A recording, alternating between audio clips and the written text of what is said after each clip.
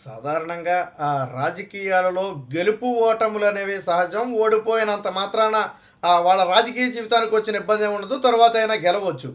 అయితే ఇది సాధారణంగా మనం ఎప్పుడు మాట్లాడుకునేది. మరి ప్రస్తుత నగరి ఎమ్మెల్యేగా మంత్రిగా ఉన్నటువంటి రోజా పరిస్థితి ఇందుకు కొంచెం భిన్నంగా ఉందని చెప్పుకోవచ్చు. మిగతా నేతలందరూ ఓడిపోయినా మరొకసారి గెలుస్తారనే నమ్మకం ఉంటుంది తప్ప, నగరిలో ఈసారిగా రోజా ఓడిపోతే తన రాజకీయ జీవితానికి దాదాపుగా ఎండకాటు పడినట్టుగానే ఆ రోజా అయితే భావిస్తుంది. పైగా రోజా 2 సార్లు గెలిస్తే 2 సార్లు కూడా చావు తప్పిలో కన్నులోటపోయినట్టుగా గెలిచింది. ఒకసారి 1000 ఓట్లు, రెండోసారి 2000 ఓట్ల మెజార్టీతో మాత్రమే, అతి స్వల్ప మెజార్టీతో మాత్రమే ఎలాగో గెలిచి బయటపడటం జరిగింది. ఈసారి కూటమి అభ్యర్థిగా తెలుగుదేశం పార్టీ నుంచి గాలి భానుప్రకాష్ అయితే పోటీ చేయడం జరిగింది. ఖచ్చితంగా భారీ మెజార్టీతో ఆయన గెలుస్తాడు అనేది జగమెరిగిన సత్యం. ఎందుకంటే ఆళ్ళు ఇళ్ళు కాదు, స్వయంగా రోజానే ఓటమి ఒప్పుకుంది. నాకు టీడీపీ నుంచి ఎటువంటి ఇబ్బంది లేదు, సొంత పార్టీలోనే నాకు వెనుపోటు పొడిచారని చెప్పి కొంత ఆవేదన కూడా వ్యక్తం చేసింది.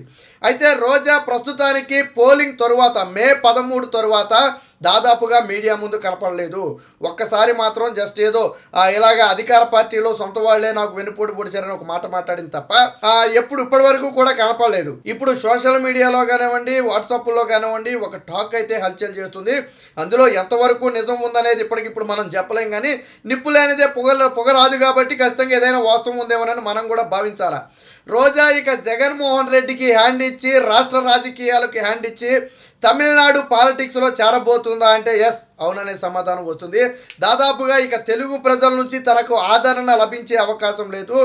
ఆ నగరీ నుంచి కన్నా ఈసారి దారుణంగా ఓడిపోతే తను ఇక తేరుకునే పరిస్థితి ఉండదు. పైగా తనకు టికెట్ ఇచ్చే పరిస్థితి అంతకంటే ఉండదని చెప్పి ఆ రోజా భావించినట్టుగా తెలుస్తుంది.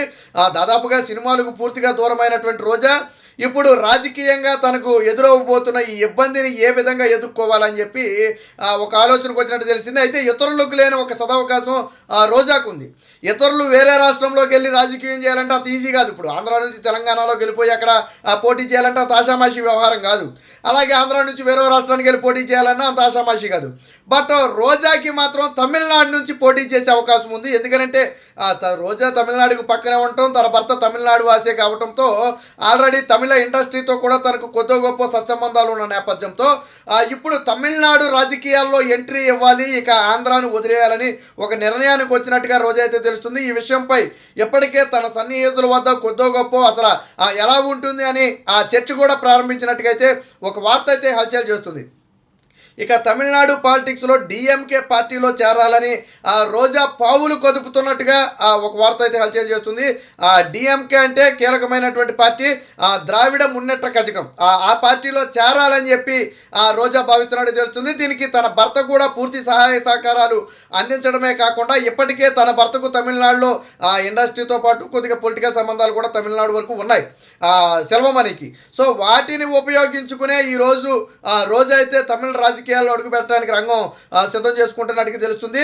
సో ఆంధ్రాలో గన పూర్తిగా తనకు వ్యతిరేకత వ్యక్తమైతే, ఇప్పుడు గన దారుణ పరాజయాన్ని చవిచూసి వైసీపీ కూడా ఓటమి పాలైతే ఇక అంటే ఇక్కడ రోజా రెండు కోణాలు ఆలోచిస్తుంది. ఒకటి, తాను తేరుకునే పరిస్థితి అయితే కనపట్లేదు, ఎందుకంటే నెగిటివిటీ పూర్తిగా ఉంది, అది ఇప్పట్లో పోయేది కాదు. రెండోది, తాను ఉన్నప్పటికీ కూడా తనకు సీట్ వస్తుందని నమ్మకంగా చెప్పలేని పరిస్థితి. మూడోది, వైసీపీ పార్టీ కనుక ఓడిపోతే భవిష్యత్తు ఎలా ఉంటుందో చెప్పలేం.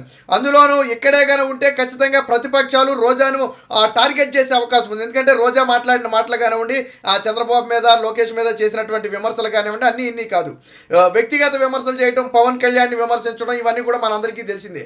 సో ఖచ్చితంగా రోజా ఓడిపోతే కన కూటమి ప్రత్యక్షంగా దాడి చేస్తుంది, ఆర్థిక మూలాలను దెబ్బతీస్తుంది, తనకు రాజకీయంగా కూడా ఇబ్బందులు ఎదురవుతాయి. కొన్ని కేసుల్లో అరెస్ట్ అయినా ఆశ్చర్యపోవాల్సిన అవసరం లేదు. ఎందుకంటే మంత్రిగా ఉన్నప్పుడు జరిగినటువంటి అవకతవకలు కానివ్వండి, ఆవిడ ఏఐసి చైర్మన్గా ఉన్నప్పుడు జరిగినటువంటి ల్యాండ్ కేటాయింపుల్లో జరిగినటువంటి అవకతవకలు కానివ్వండి, ఇవన్నీ కూడా కూపీ లాగితే ఎక్కడ తీగలాగితే డొంకంతో వదులుతుందని ఒక భయంతో తాను పూర్తిగా ఏపీ రాజకీయాలకు స్వస్తి చెప్పి తమిళనాడు రాజకీయాల్లో కన్నా అడుగు పెడితే తనకు ఏపీ నుంచి పెద్దగా ప్రెజర్ ఉండదు, తను తమిళనాడు వెళ్ళిపోతే ఇక తన జోలికి రారు అని ఒక ఉద్దేశానికైతే రోజా వచ్చినట్టుగా తెలుస్తుంది. ఇప్పుడు సోషల్ మీడియాలో తమిళ రాజకీయాల్లో రోజా ఎంట్రీ అని చెప్పి ఒక క్వశ్చన్ మార్క్ వేసి అటు సోషల్ మీడియాలో హల్చల్ చేస్తున్నారు. ఇదే విషయానికి సంబంధించి వాట్సాప్ గ్రూపుల్లో కూడా ఇప్పుడు మనం ఏదైతే మాట్లాడుకుంటున్నామో దానికి సంబంధించి అయితే నడుస్తుంది. బట్ ఆవిడికి మనసులో అయితే ఆలోచన ఉన్నమాట వాస్తవం. తమిళ రాజకీయాలలో వెళితే ఎలా ఉంటుంది అనే ఆలోచన అయితే ఉన్నమాట వాస్తవం. దీనికి సంబంధించి అక్కడక్కడ చిన్న చిన్నగా చర్చల సందర్భంగా కూడా ఆవిడ ఉంటుందో తమిళనాడు పారిపోతుందో ఎవరికి తెలుసు అని చెప్పి చలోక్తులు విసురుతున్నారు కొంతమంది రాజకీయ విశ్లేషకులు కూడా. సో అంటే నిప్పు లేనిదే పొగరాదు. ఆవిడకి ఆల్రెడీ ఆ ఉద్దేశం ఉన్న నేపథ్యంలో ఆల్రెడీ తమిళ రాజకీయాల్లో ఎంట్రీ కోసం తహతహలాడటమే కాకుండా తనకున్న పరిచయాలను ఉపయోగించుకుంటున్న నేపథ్యంలో ఖచ్చితంగా కొద్దో గొప్ప ఆవిడ వెళ్ళే అవకాశం ఉందని భావిస్తున్నారు. అంటే మొత్తంగా జగన్మోహన్ రెడ్డి వైసీపీ పార్టీ గెలిస్తే రోజా ఓడిపోయినా పర్వాలేదు, పార్టీలో కొనసాగొచ్చు. బట్ తాను ఓడిపోవడమే కాకుండా వైసీపీ పార్టీ కన్నా దారుణంగా ఓడిపోతే ఇక తారకు రాజకీయంగా నగరీలో ఆ ఎండకాటు పడినట్టే. సో నగరీని పూర్తిగా వదిలేసి తమిళ రాజకీయాల మీదే దృష్టి పెడితే బాగుంటుంది. అంటే ఆంధ్ర రాజకీయాలతో పోలిస్తే తమిళ రాజకీయాల్లోనే తనకు ఎక్కువ అవకాశాలు కూడా ఉంటాయి. ఆ స్థాయిలో ఫేమ్ ఉన్న నేతలు, ఎందుకంటే ఆంధ్రాలో ఎంత అయితే ఫేమ్ ఉందో తమిళనాడులో కూడా ఇంచుమించు రోజాకి అంత ఫేమ్ అయితే ఉందని చెప్పుకోవచ్చు. ముఖ్యంగా ఫిలిం ఇండస్ట్రీ పరిచయాలు చాలా గట్టిగా ఉన్నాయి. అదే సమయంలో పొలిటికల్ పరిచయాలు కూడా ఉన్నాయి. ఎందుకంటే రోజా స్థాయి ఫిలిం ఇండస్ట్రీ నుంచి వచ్చిన నేతకు ఖచ్చితంగా కొద్ది గొప్ప పరిచయాలు ఉంటాయి. అందులో ఆయన భర్తకు పూర్తిగా తమిళనాడు వాసి కావటం, ఆయన కూడా అందులో ఉండటంతో ఇవైతే రోజాకైతే పనికొచ్చే అంశాలుగా మారుతున్నాయి. దీంతో ఒక ఆలోచన అయితే చేస్తున్నట్టుగా తెలుస్తుంది. అయితే ఫలితాలు ఎలా వస్తాయి? తన ఓటమి అయితే ఖాయం, తానే ఒప్పుకుంది. బట్ జగన్మోహన్ రెడ్డి గెలుస్తాడేమో అనే ఏదో ఒక ఆశ తప్ప, ఏదో ఒక మూల మినుకుమంటున్న ఆశ తప్ప, ఒకవేళ జగన్మోహన్ రెడ్డి కూడా ఓడిపోతే దాదాపుగా ఆంధ్ర రాజకీయాల నుంచి రోజా దూరం అవటం ఖాయంగా కనపడుతుంది. తమిళ రాజకీయాల్లో ఎంట్రీ అవ్వటం అక్కడ సక్సెస్ అవుతుందా ఫెయిల్ అవుతుందా అనేది ఆ తర్వాత విషయం, ఎందుకంటే మనం వాటిని ఇప్పుడే మాట్లాడలేం. బట్ కాకపోతే అవకాశాలు అయితే వస్తాయి, కాదని మనం చెప్పలేం. ఇప్పుడు ఆ డిఎంకే పార్టీలో రోజా కన్నా చేరాలి అని భావిస్తే ఖచ్చితంగా ఆ పార్టీ ఆహ్వానించే పరిస్థితే ఉంటుంది తప్ప వ్యతిరేకించే పరిస్థితి ఉండదని మన ఉద్దేశం. ఎందుకంటే ఆ పార్టీకి రోజాకి వ్యక్తిగతంగా ఏమీ ఇది లేని నేపథ్యంలో అందులోనూ కొద్ది గొప్ప పేరు ప్రఖ్యాతులు ఉన్నాయి కాబట్టి ఆవిడ చేరితే మనకు ఉపయోగం అనుకుంటే ఖచ్చితంగా వాళ్ళు ఆహ్వానిస్తారు. సో కాబట్టి డిఎంకే పార్టీ అవుద్దా లేదా ఏఐడిఎంకే పార్టీ అవుద్దా అనేది అంటే ఇప్పుడు ఎవరు మంచి ఆఫర్ ఇచ్చి ఎవరు సీట్ ఇస్తామంటే లేదా ఎవరు బేసిక్గా ఏంటంటే ఎవరు అధికారంలో ఉంటే ఆ పార్టీ, తమిళనాడులో అధికారంలో ఉన్న పార్టీలోకి వెళ్తేనే ఖచ్చితంగా రోజాకి కొద్ది గొప్ప బెనిఫిట్ ఉంటుంది, ఏదో ఒక అవకాశం కల్పిస్తారు. సో కాబట్టి వెళ్ళొచ్చు. అందులో తమిళం తెలిసిన వ్యక్తి, తమిళ ప్రజలు కూడా ఆదరించబడే వ్యక్తి. ఎందుకంటే ఇప్పుడు మీరు నేను వెళ్తే మనల్ని ఆదరించకపోవచ్చు, కానీ ఆ రోజా అంటే తమిళ ప్రజలు కొద్ది గొప్ప ఇది ఉన్నటువంటి వ్యక్తి. సో ఆల్రెడీ వాళ్ళకి ఒక ఇల్లు కానివ్వండి, అక్కడ ల్యాండ్స్ కానివ్వండి అన్నీ ఉన్నాయి.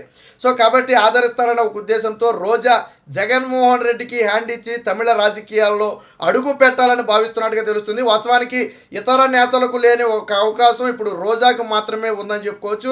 ఎందుకంటే ఇందాకే చెప్పినట్టుగా ఒక రాష్ట్రం నుంచి వేరొక రాష్ట్రంలోకి వెళ్ళి రాజకీయాల్లో సక్సెస్ అవడం అంటే అంత ఆషామాషి వ్యవహారం కాదు. సో మొత్తంగా రోజా కళ ఏంటంటే ఎమ్మెల్యేకి గెలవాలి అనుకుంది, గెలిచింది, మంత్రిగా చేయాలనుకుంది, మంత్రిగా చేసింది. సరే కావాల్సిన కాడికి ఆవిడ దోచుకుంది అనుకోండి 5 ఏళ్ల పాటు, అది వేరే విషయం. ఎందుకంటే ఆ వాదన ప్రతిపక్షాలే చేస్తున్నాయి, సొంత పార్టీ నేతలే చెప్తున్నారు దోపిడీ మీదే తప్ప ఇప్పుడు పాలన మీద దృష్టి పెట్టలేదని.